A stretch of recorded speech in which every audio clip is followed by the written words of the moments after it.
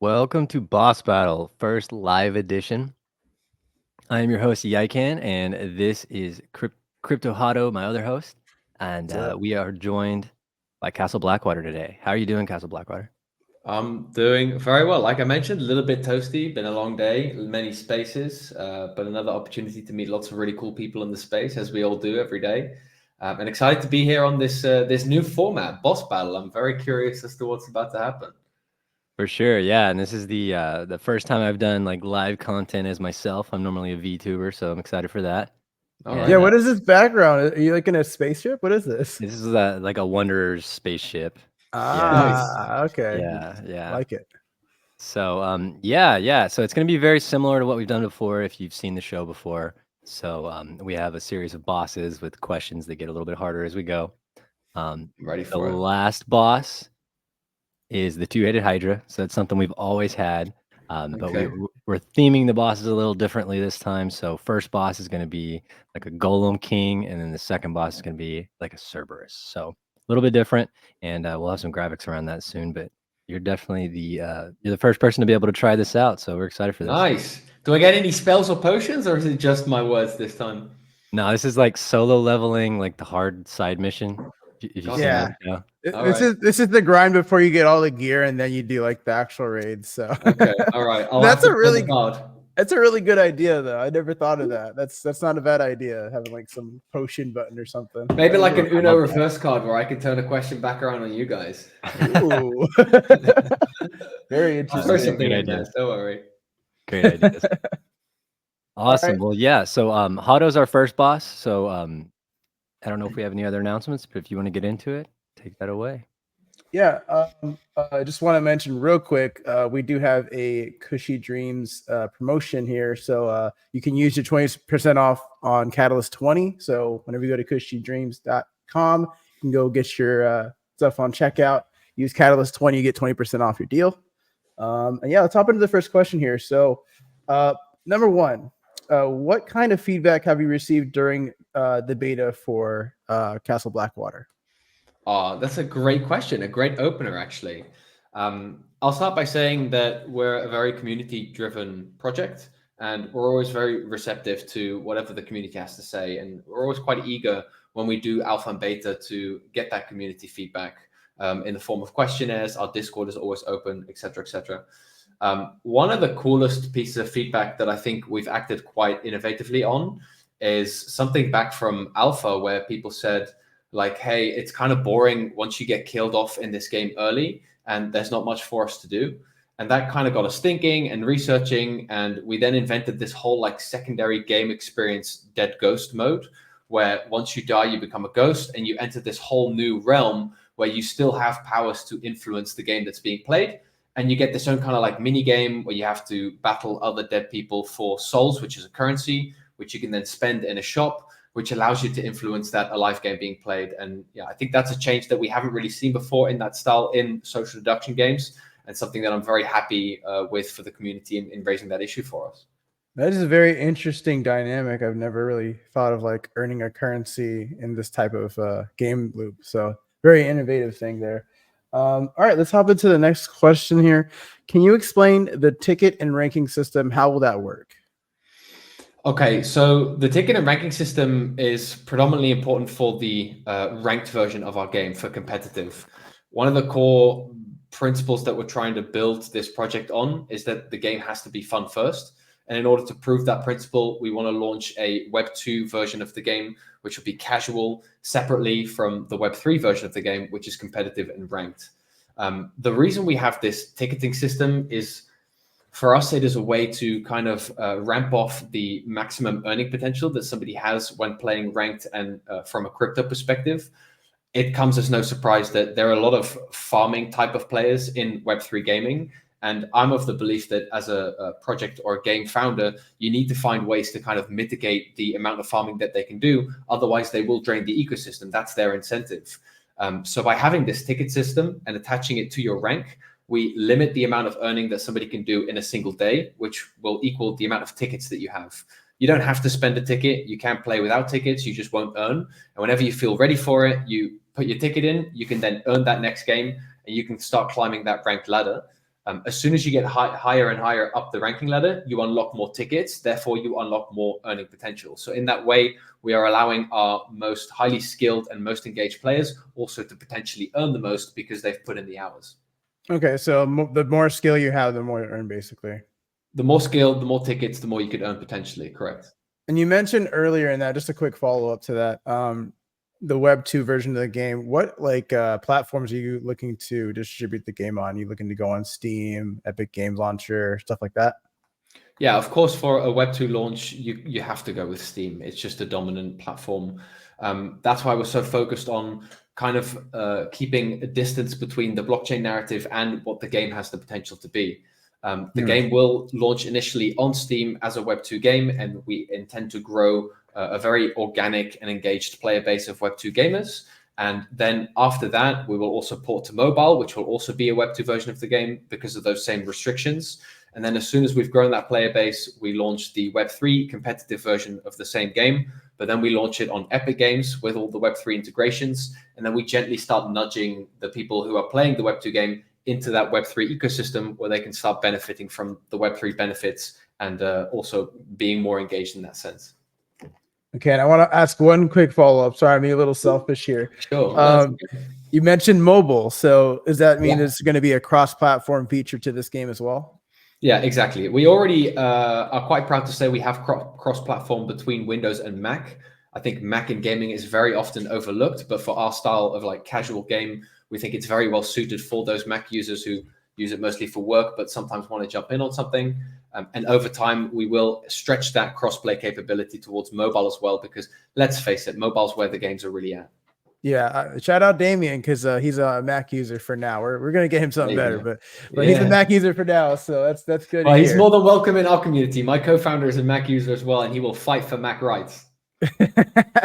Damien says always. I want to call out some comments here. Mizzy said, "Get good to earn." So GG2E.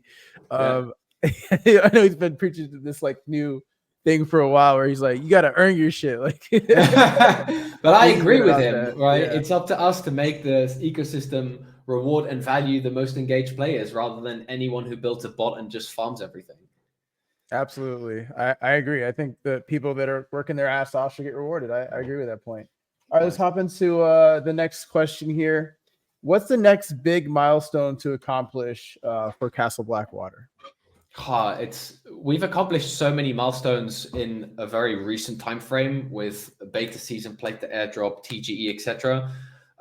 So it's going to be a while before we get to that next big milestone because of what we achieved. That being said, the next thing we're really working towards is that Steam launch. It's going to be a Steam early access somewhere in Q4 of this year. We really want to be certain that everything is stable. We have all the engagement features ready because you only get to do a Steam launch once, really. And that early access is going to be what we're going to be driving all of the next attention and marketing towards to make it a big splash. And that's just Steam, right? That's not the other cross-platform. That's just Steam, yeah. Mobile will probably be in Q1 2025. Sick. All right, we got some little bit of alpha there on these dates. Cool. A little bit. We like getting a little bit of alpha here on Boss Battle. Let's hop into second to last question here on Boss number one. Who has been your favorite content creator that captured your game the best or really brought in a community into the game? Good question. So he's not very well known, but I know a guy called Luke Jack. You can look him up on YouTube. I connected with him a long time ago when he was still working at Balthazar Gaming, and we just kind of stayed friends. He really loved the game. He showed up to game nights, etc.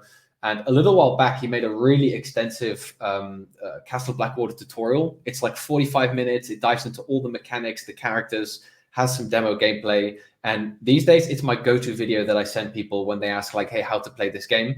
If you don't like reading the whole wiki, like, this is the video to watch. And I really respect the guy for it.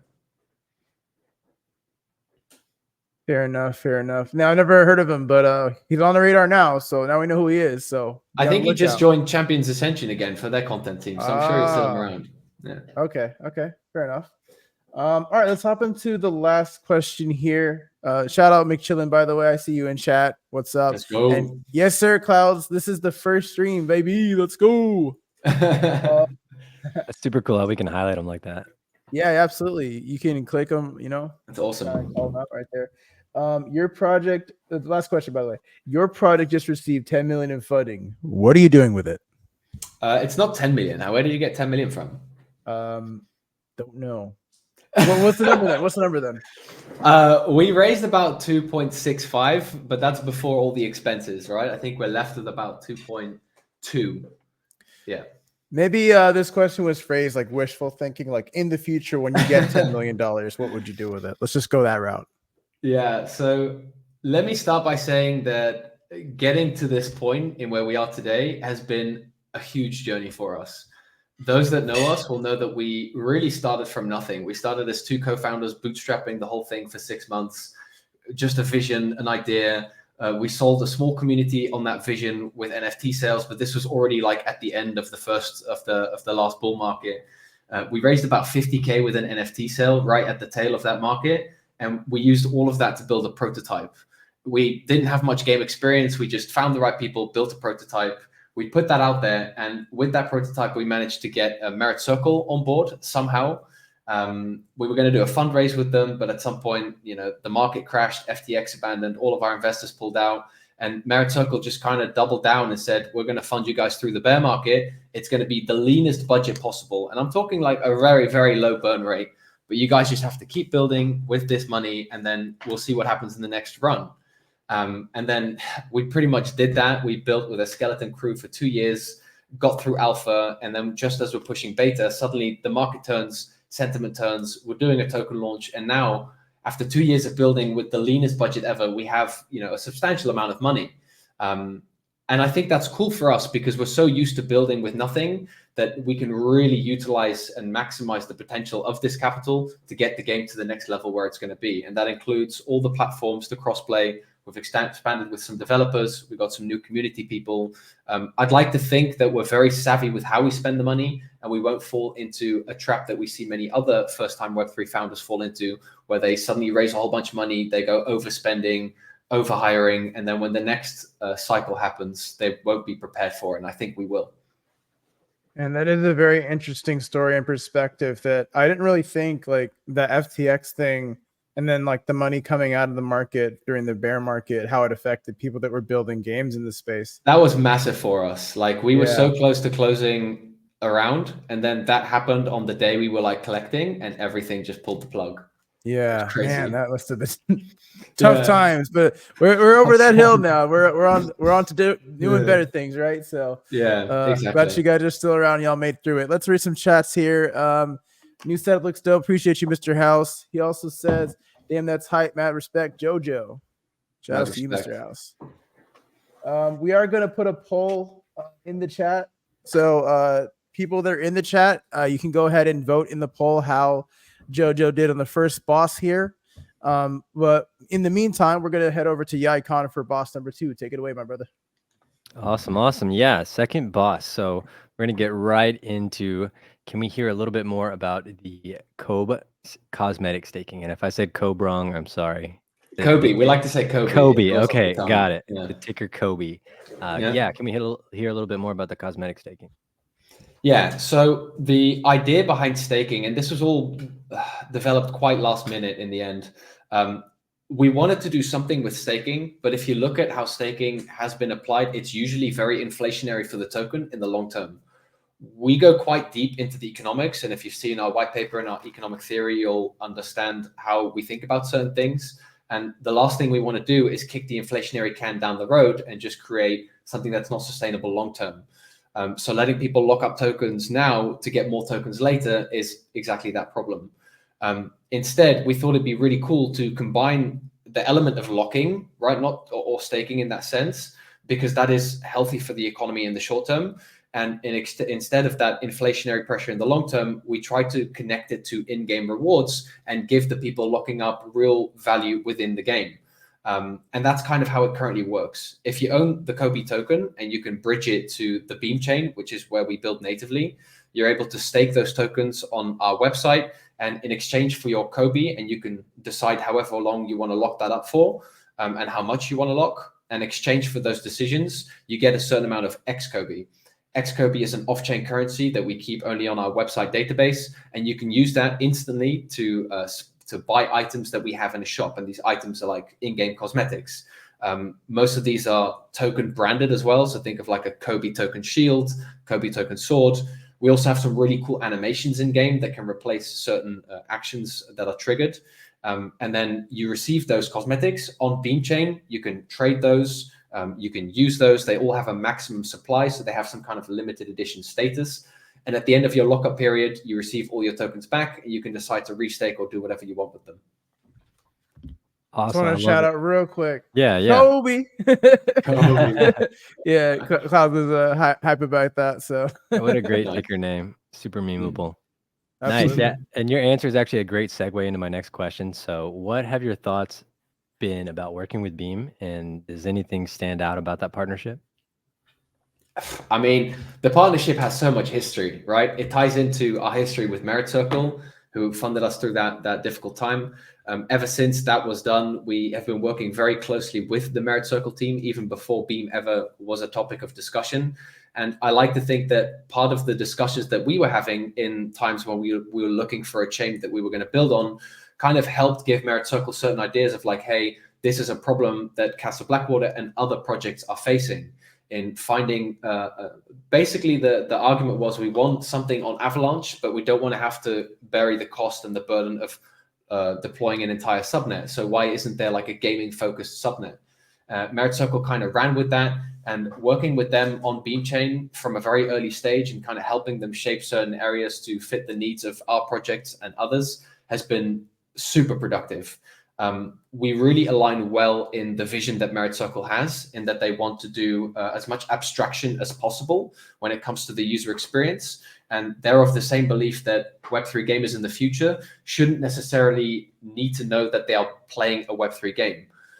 So Beam has these really clever APIs that you can call so that you can create wallets for users when they just click a button that says, you know, open my inventory, for example.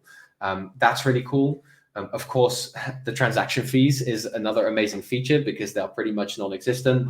And just working very closely with Merit Circle, also in the token generation event, they were so supportive with legal support, technical support. So I cannot speak more highly of the Merit Circle team and everything that they're doing over at Beam. I'm a huge fan. I want to jump in real quick. Thank you for mentioning that there are no transaction fees, because I'm telling you this right now, gamers would reject that shit in a heartbeat. So it's really good insight on your part. Yeah, and there are like very minimal transaction fees, but Beam Chain has this cool feature where you as a developer on the back end can absorb those fees and pay them, like sponsor them for the user without them ever even realizing that it's happening. Oh, I didn't know that. That's really cool. Yeah, it's very user friendly, and that's what Beam is all about. Yeah, I find it interesting that y'all align so well. Who found who? Good question. It was kind of a coincidental occurrence. Me and my co-founder were at a conference, and someone that we were there with introduced us to someone else. We didn't really get much context, and this was right around the time when we were starting to raise after the NFT sale. And this guy seemed super interested in what we were building. We had no idea who he was. So we start giving him the whole pitch. And you have to imagine we're like at an after party from the sandbox. I've got my phone out with like my pitch deck, and we're swiping and pitching because he's so interested. And then at the end of the pitch, the guy was like, yeah, I'm a business developer with Merit Circle. I love what you guys are talking about. Let's go to my hotel and let's have drinks. So we went to his hotel and we ended up chatting with him about like everything. You know, he had a couple of drinks. He went from blockchain to the project, but we were there until like 5 a.m. Then afterwards, we flew home the next day at 7 a.m. So we're completely wrecked. And we get an email that says like, hey, you know, Merit Circle, like the executives want to have a meeting with you all. I told them about our experience and they want to get to know you. And that's kind of where the ball started rolling. Just one thing led to another. Nice. I love it. Yeah. Yeah. That's great. You got to get a lucky break sometimes, but you also got to be looking for them. I mean, you know, honestly, like I probably wouldn't even be where I'm at if I didn't go to an IRL event and meet somebody. So yeah, it's really key. It's crucial. Definitely. Hado, do you want to call out the poll real quick? Oh, let's go. How'd I do? Do you want to do that now, or do you want to like do it all at the end? Oh no, just I don't know if did they see the link yet? Yeah, the link isn't actually working in chat. So guys, just keep looking at the original post of today's show, and then you'll find the poll there. We're also going to be retweeting it on the Catalyst account, so just be looking for that. Got to get the work in progress. First show happens. Awesome. Let's keep going. So we got a couple more questions on the second boss. Sure. So a game like this relies heavily on community aspects. So being that the game is best enjoyed with your friends, what has been the best angle to promote and share this type of game? It's a good question. It's something that I think all Web3 games or games in general struggle with. It's that beginning player liquidity, especially for a multiplayer game like ours, where you need at least 7 people to really start a lobby. Getting enough players to that there's constantly 7 players available is tough, right? So what we're doing is to focus on community organized events. We have our weekly game night, which we'll promote and we'll get people from other communities to come and try out. But we're also very big on cross-community game nights. One thing that we really did a lot in the bear market while we were building is going out and playing other games that were already built with our little community. And that meant we built up a lot of favor in that time where we were building, so that when our alpha came out, we had like a whole list of connections that we could reach out to organize game nights for our game. And usually you offer up some prizes, people come and check it out, and some people will stick around. And that's how we've just been organically growing that community since day one. Nice. Love it. Love it. I think we have a question from the audience. So Hado's going to Let's call that out real go. quick. Side quest. Absolutely. Side quest. I love that. McChillin asks, what do players need to check out the game? Is there a bridge with a new wallet? Do I need assets, etc.? Good question. So if you just want to check out the project and the game, best place to start is the website. There you can see the trailer, read more about us, and it'll also link you to white paper, Discord, Telegram, wherever you need to go. To get really involved in the project, we have a token that's live on ETH chain, Kobe token. And you can also find the same token on the Beam chain, but you can also bridge between. Merit Circle has a Beam bridge, which is very easily searchable and accessible through their official links. And it just, once again, shows their dedication to clean and easy UI, because their bridge is the friendliest or the easiest bridge that I've ever gotten to use. They also have a swap feature where you can swap Beam chain assets with each other. But as soon as you get Kobe anyway, you have to make sure that it's on Beam chain, because when you're interacting with our stuff, we're always going to be building on Beam chain token. Awesome. Thank you for that. I hope that answers your question, McChillin. Back to you, Icon. Perfect. Perfect. So yeah, how does the social deduction aspect work in the game? Okay, so I mean, if you guys know the social deduction genre, we'll name a few examples to get people's minds going. Of course, we've got the classic Among Us that most people have played, and that's definitely been a huge inspiration in the foundation of where we wanted to go. But a big game design theory that we have is that Among Us is fun for a little while, but it got stale. So what we did is we took what we think made Among Us fun. It's that freedom of movement, the thrill that you get when the enemy is chasing you and you know it's them, or when you're like screaming at each other. We enjoy the kind of objectivity of having to do the tasks. But on the other side, we thought the tasks were quite boring and repetitive. So we definitely decided to improve on that aspect. And we also felt like Among Us lacked some strategic depth elements, which reduced the replayability from our perspective. So what we then did is we looked at other games that do offer those things that we've played, like Town of Salem, Werewolf, Mafia, Deceit is another one, Evil is one that I recently looked up as well. And we started to take elements from that we like and add them to that Among Us experience. So what you end up getting is the magical castle, 7 to 15 people. You have that freedom to move around and do these really fun mini games, but it has an extra sense of mystery and atmosphere. We added a day-night cycle to split up the gameplay a little bit more and create even more tension at night. We give players a choice whether they want to brave out in the castle for that extra risk factor, or do they want to go to the safe zone where they won't get killed and they have the kind of room to discuss their suspicions and start putting together the pieces of the puzzle. And then we have a voting round at the end. So there's a lot more structure to it. We also added unique roles and abilities. So every player gets a role belonging to one of 3 teams or factions. And every role has that unique passive and active ability that really defines its playstyle. So some games that you play, you'll be more focused on solving murders and finding the killer. Other games, you'll be more focused on doing the tasks and kind of doing other stuff, depending on that role that you have. That's kind of a high-level answer. There's a lot more mechanics that really make it unique, but I don't want to talk too much. Can I ask you? Oh, sorry. Go. Yeah. I was just gonna say it sounds like a board game in a game. I It love it. has a board game vibe to it, but then in a digital setting. Yeah, no, that sounds great.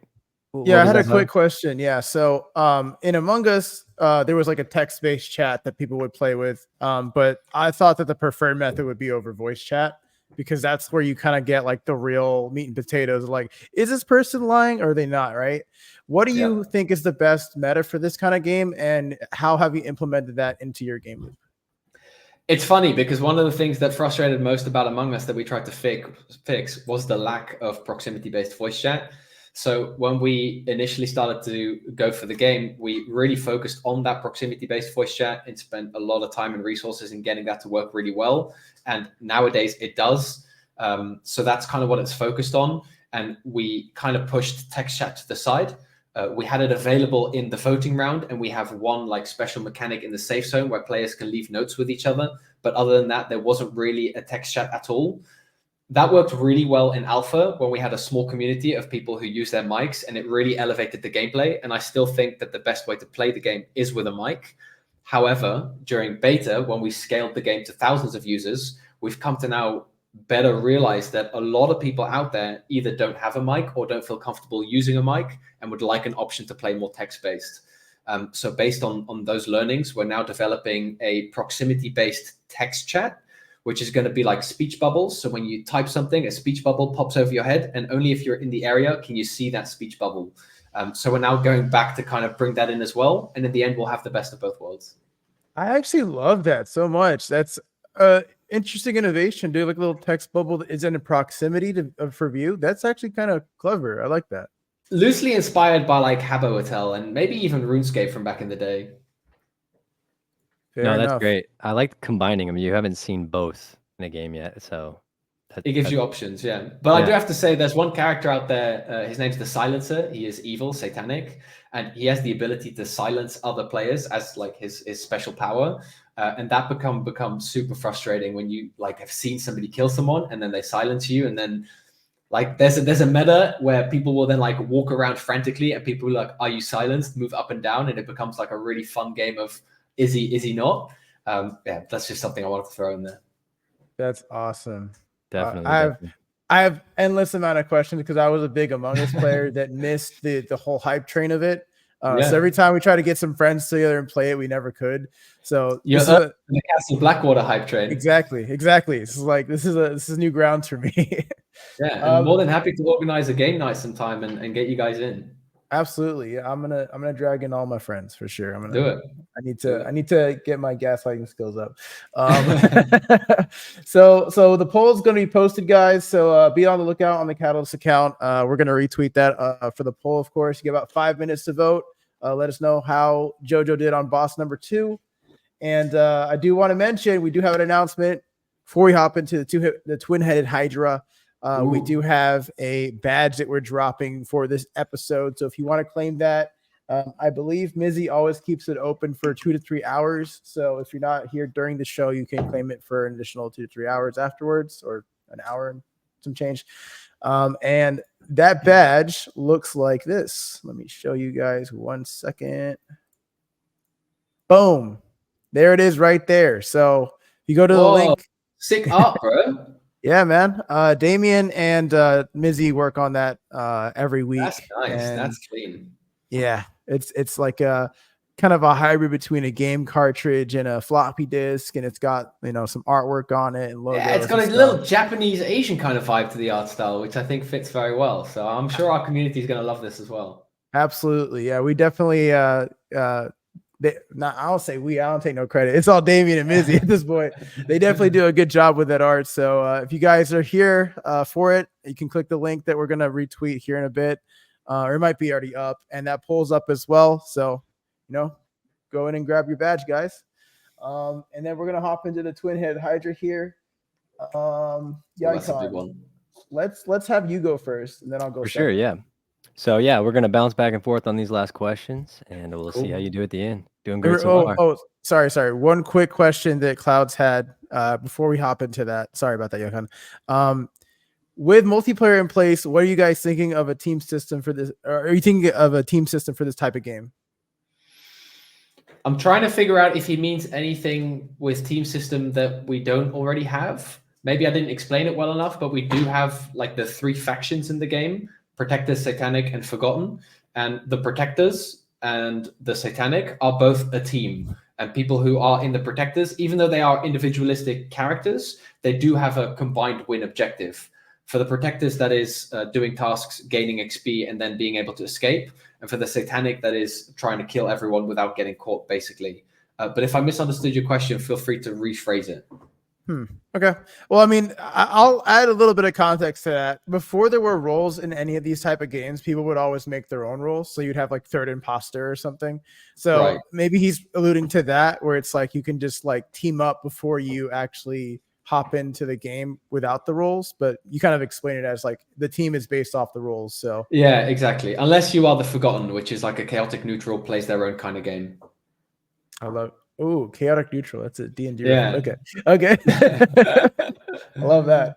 All right. Sorry. Let's go into the twin-headed Hydra. Yaikon, take it away. Perfect. Can you explain the game's token generation event and how it affects gameplay? The token generation event occurred late last month. I'm sorry, I don't understand how that's connected to the gameplay, like the event itself. So this may be a community question. We pull some from them. So Right. yeah, so I think they're wanting to know just how, like, what are they? Is it play to airdrop? What are they doing for? Is there anything like related to that with the gameplay, or is it? Yeah, I can talk about the token utility. Maybe that's kind of what they're leaning towards. Okay. So without going into too much depth, because our economic theory is something that would take me at least 20 minutes to cover extensively. So I'll try to keep it as high level as possible. We are going for a 2-token system where we have the Kobe token, which was just released. And this is the ecosystem token, as is in the name, Castle of Blackwater ecosystem. And this is kind of the value accrual token that is supposed to represent the success of the ecosystem. And the utility of this token, which is out now, is that you can use it to permanently buy the NFTs and the digital assets that we have on offer, including characters, cosmetics, and in the late future, also land at some point when we do an expansion. Secondly, we also have the COBS token. That's more of like a medium of exchange token. It will have a very strict controlled supply, no insiders, no investors, etc. And we use this very complicated economic liquidity pool mechanism that keeps the price of that COBS within 2 pricing pegs. And it dynamically controls the payouts and the price of that token, depending on how people are using that token.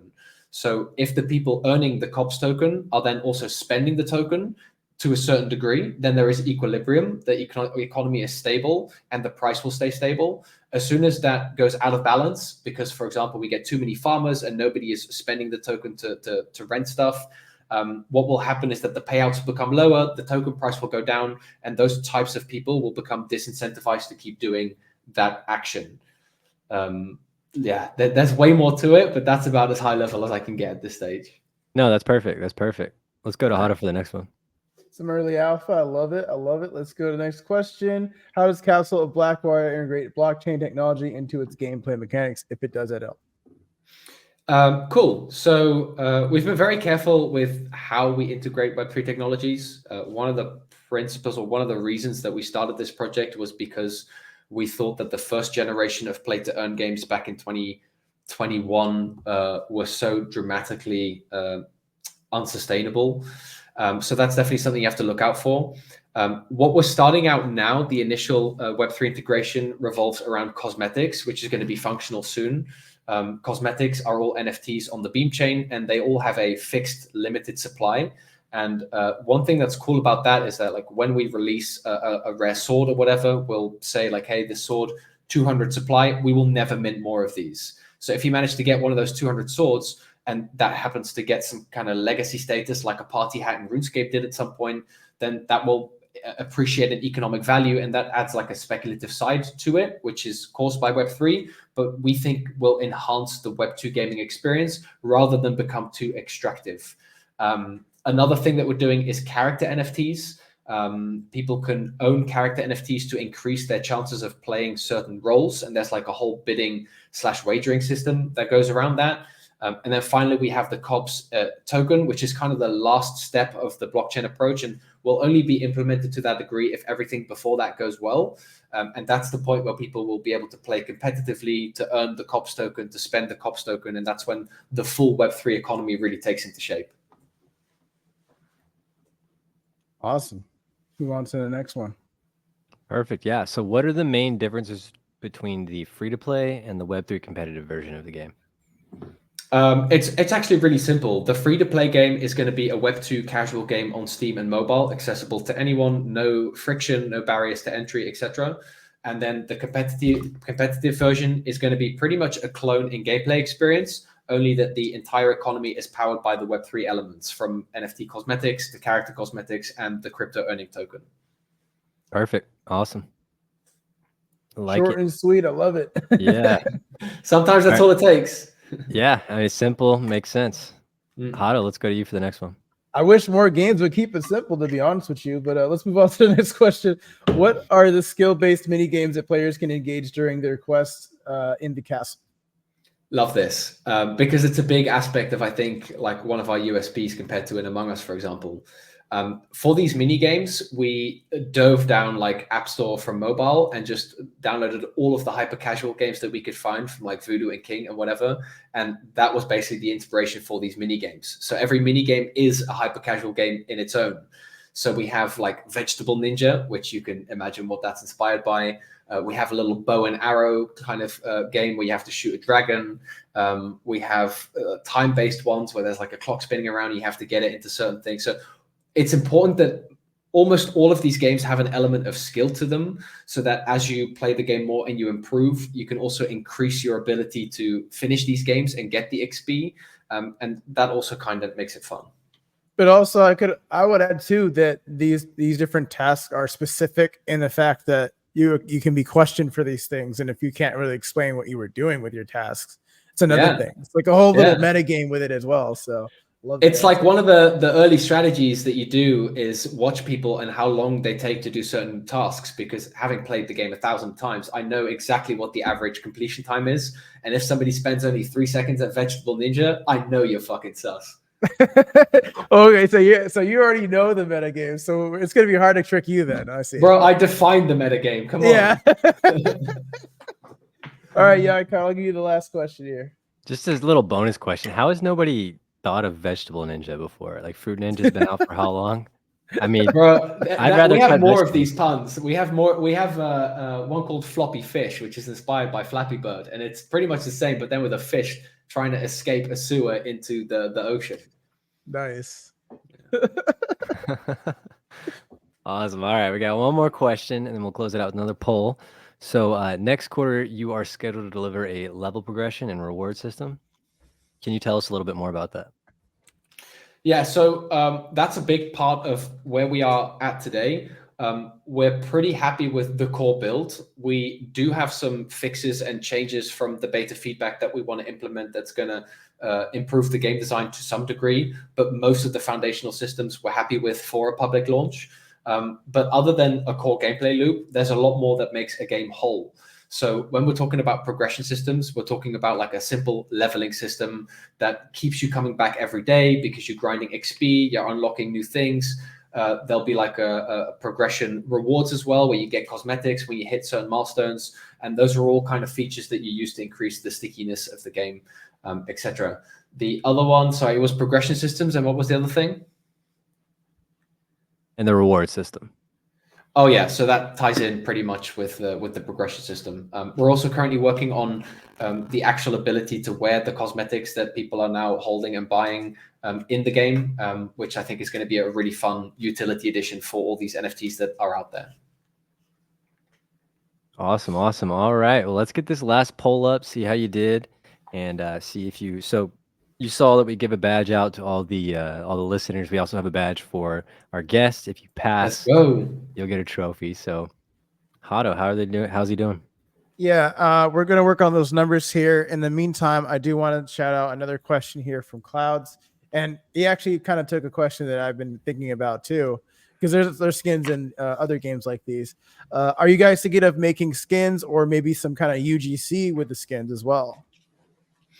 Yeah, so when I say cosmetics in this sense, I am sort of talking about skins and items that you can wear on your in-game ghost character. You can see the character when you look at our trailer. It's like a colored hooded figure. But we have a lot of cosmetics that kind of change the appearance of that ghost. We do also have a legendary rarity, or I think it's even mythical, and they're like full skin cosmetics. And they basically involve a skin that's based on one of the characters that you can play, and you can wear that as a skin.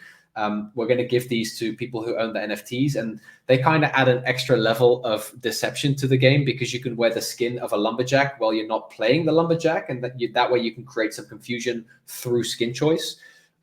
We are also thinking of cross-community skins and NFTs.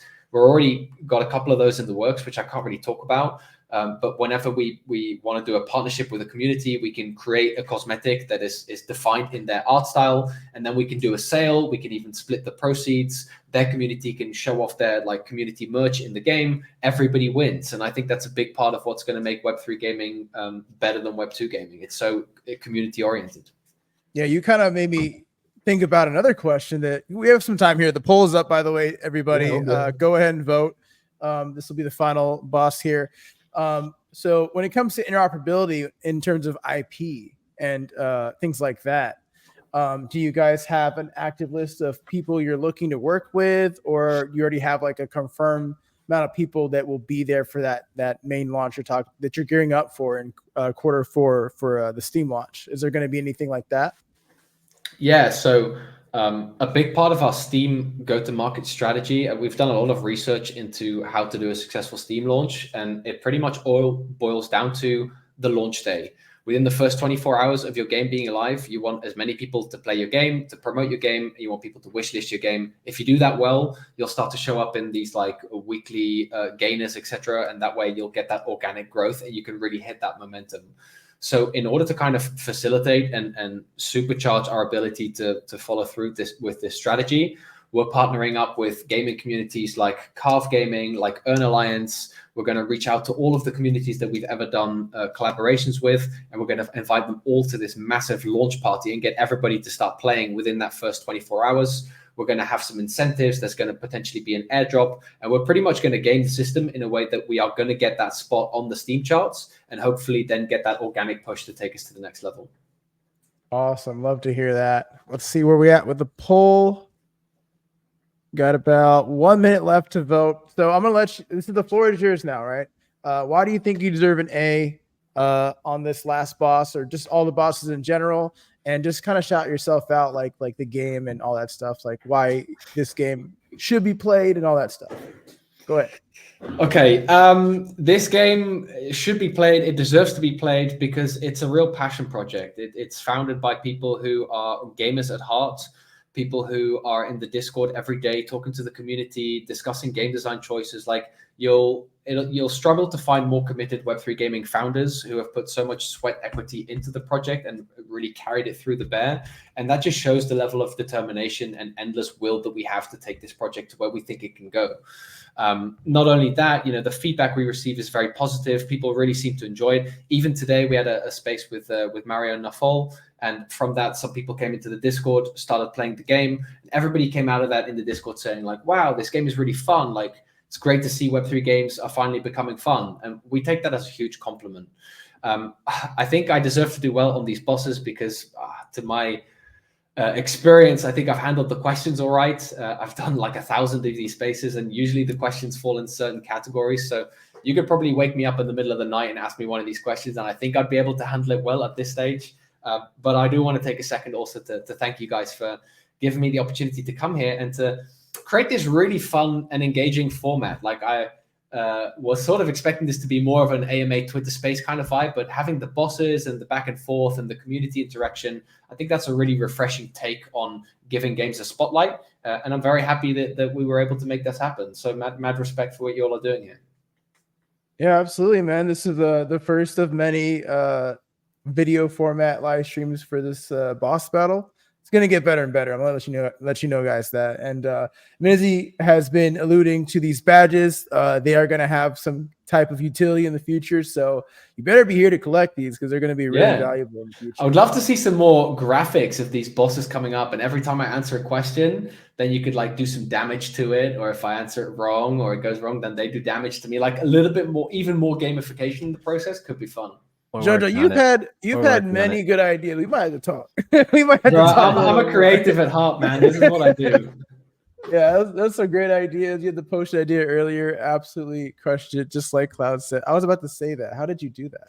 Definitely. Yeah, this is the alpha version of boss battles. So excited for you to I'm see happy you to being be here. here. I'll come back in a couple of months when you got that next level, and I'll come slay those bosses. Sure. I'll fucking wear my armor. I'll get a sword out. We'll do the whole thing.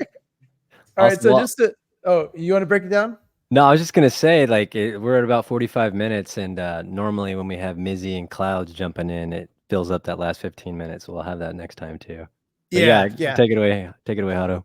Yeah. So on the first boss, you got 100, right? 100. Yep. Whoa. On the last boss, you got an 83. 83 on the two-headed Hydra. Yes. However, on the second boss, you did get 100 again, so you got a 94. Okay. All right, I can live with that. Know. I can live with that. Yeah, That's way better than my school grades. I'll tell you that much. So you definitely passed. We'll be sending you a trophy. You have defeated all the bosses, and you also have innovated the show already. You've done way more than any guest has done. So far.